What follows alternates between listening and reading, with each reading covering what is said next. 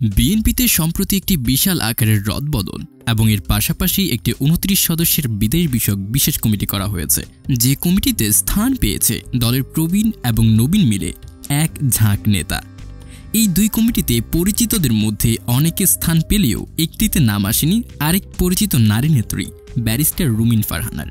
BNP কেন্দ্রীয় কমিটিতে সহ আন্তর্জাতিক বিষয়ক সম্পাদকের দায়িত্ব পালন করা রুমিন ফারহানাকে আগের পদেই রাখা হয়েছে এখন পর্যন্ত। তবে প্রশ্ন দেখা গেছে অন্য জায়গায়।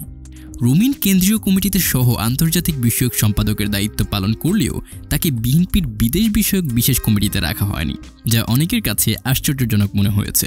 কেন ব্যারিস্টার রুমিন ফারহানাকে এই বিশেষ কমিটিতে রাখা হয়নি, সেই প্রশ্নের উত্তর খুঁজব আজ আমরা এই আয়োজনে। রাজনৈতিক অঙ্গনের নানান তথ্য ও ইতিহাস পেতে আমাদের চ্যানেলটি সাবস্ক্রাইব করে বেল বাটনটি প্রেস করে রাখুন।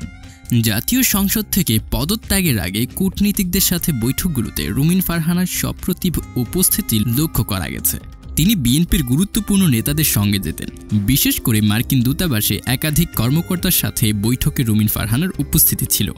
সেখান থেকে রুমিন ফারহানা কেন কোণঠাসা হয়ে পড়লেন, কেন তাকে এখন আর কূটনীতিকদের সঙ্গে বৈঠকগুলোতে নেওয়া হচ্ছে না, এই প্রশ্ন নিয়ে বিএনপিতে নানামুখী আলোচনা হচ্ছে।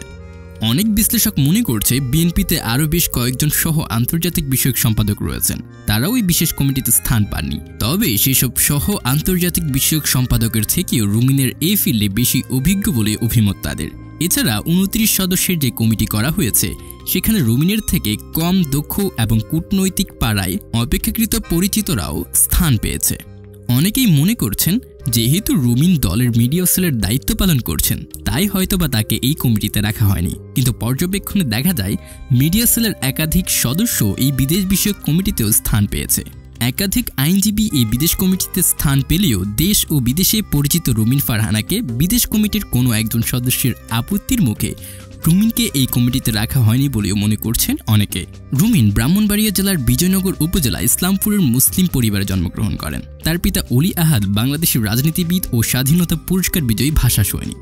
তার দাদা আব্দুল ওয়াহাব ডিস্ট্রিক্ট রেজিস্ট্রার ছিলেন। রুমিন হলিক্রস উচ্চ বালিকা বিদ্যালয় থেকে মাধ্যমিক এবং ভিকারুন্নেসা নুন স্কুল অ্যান্ড কলেজ থেকে উচ্চ মাধ্যমিক সম্পন্ন করার পর লন্ডন বিশ্ববিদ্যালয় থেকে আইন বিভাগে তার স্নাতক সম্পন্ন করেন এবং যুক্তরাজ্যের লিঙ্কনস ইন থেকে ব্যারিস্টার ডিগ্রি অর্জন করেন। রুমিন পরিবার থেকে রাজনৈতিক দীক্ষা পান। তার পিতা অলি আহাদ ভাষা আন্দোলনে ১৪৪ ধারা ভঙ্গের নায়ক। তিনি ১৯৭১ সালে মুক্তিযুদ্ধের অন্যতম সংগঠক, এই কারণে উনি স্বাধীনতা পুরস্কার পান। অলি আহাদ তার জীবনের দীর্ঘ ১৯ বছরে তিনি কারাগারে কাটিয়েছেন।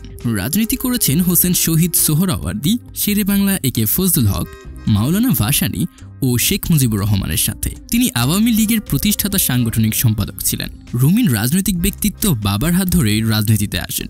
রুমিন ফারহানা আইন ও রাজনীতির পাশাপাশি বাংলাদেশি লেখক ও সাংবাদিক হিসেবে পরিচিত। তিনি বাংলাদেশ সুপ্রিম কোর্টের উচ্চ আদালত বিভাগের আইনজীবী। এছাড়া বাংলাদেশ থেকে প্রকাশিত দৈনিক ইত্তেহাদ পত্রিকার প্রকাশক ও সম্পাদক।